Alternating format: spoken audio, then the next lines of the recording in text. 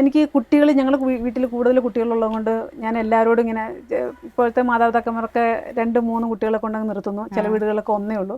അപ്പോൾ ആ സമയത്തും ഇങ്ങനെ പിള്ളേർ വേണ്ട എന്നുള്ളൊരു ചിന്തയിൽ നടക്കുന്ന ആൾക്കാരൊക്കെ കാണുമ്പോൾ ഞാൻ അവരോട് ഇങ്ങനെ പറയും കുട്ടികൾ കൂടുതൽ വേണം, അങ്ങനെയൊക്കെ ഷെയർ ചെയ്യുമായിരുന്നു. അപ്പോൾ ലാബിൽ ഈ പ്രഗ്നൻസി ടെസ്റ്റിന് വരുന്ന ലേഡീസ് ചിലർ റിപ്പീറ്റായിട്ട് 2 ആഴ്ച കൂടുമ്പോൾ 3 ആഴ്ച കൂടുമ്പോൾ ഒക്കെ വരുന്ന ഈ പ്രഗ്നൻസി ടെസ്റ്റ് ചെയ്യാനായിട്ട് വരുന്നത്. അപ്പോൾ ഇതെന്താണെന്ന് എനിക്ക് ആദ്യം മനസ്സിലായിരുന്നു. പിന്നെയാണ് എനിക്ക് മനസ്സിലായത് അവർ അബോർട്ട് ചെയ്യാനായിട്ട് അവർ ആദ്യം വന്ന് പ്രഗ്നൻ്റ് ആണെന്ന് അറിഞ്ഞു കഴിയുമ്പോൾ അവർ അവിടുന്ന് മരുന്ന് മേടിക്കാതെ പുറത്ത് പോകുന്നു, ക്ലിനിക്ക് പോകുന്നു, അബോർട്ട് ചെയ്തിട്ട് പിന്നെ അവർ ടെസ്റ്റ് പോസിറ്റീവ് ആണോ നെഗറ്റീവ് ആണോ നോക്കാൻ വരുന്നതാണ്. പിന്നീടാണ് എനിക്ക് കുറച്ച് നാളുകൾക്ക് ശേഷമാണ് എനിക്ക് ഇങ്ങനെയാണ് അവർ ചെയ്യുന്നതെന്ന് മനസ്സിലായത്. അപ്പോൾ പിന്നെ എനിക്ക് തോന്നി ഈ അബോർഷനെതിരെ എന്തെങ്കിലും ഒന്ന് ചെയ്യണം.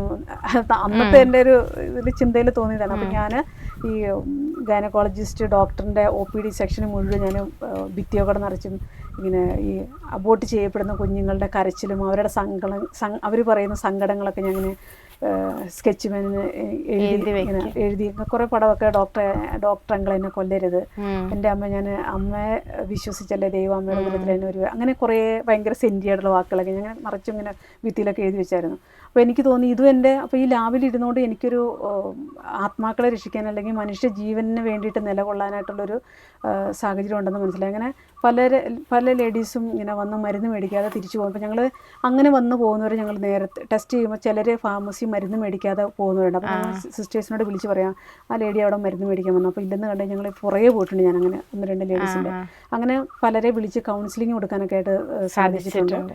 വേറെ കൗൺസിലിംഗ് കൊടുക്കുന്ന സിസ്റ്റർ ഉണ്ടായിരുന്നു. അപ്പോൾ ആ സിസ്റ്ററിൻ്റെ അടുത്ത് എത്തിക്കാനും അല്ലാതെ ചിലർ ഞാൻ തന്നെ കൗൺസിലിംഗ് കൊടുത്തിട്ടുണ്ട്.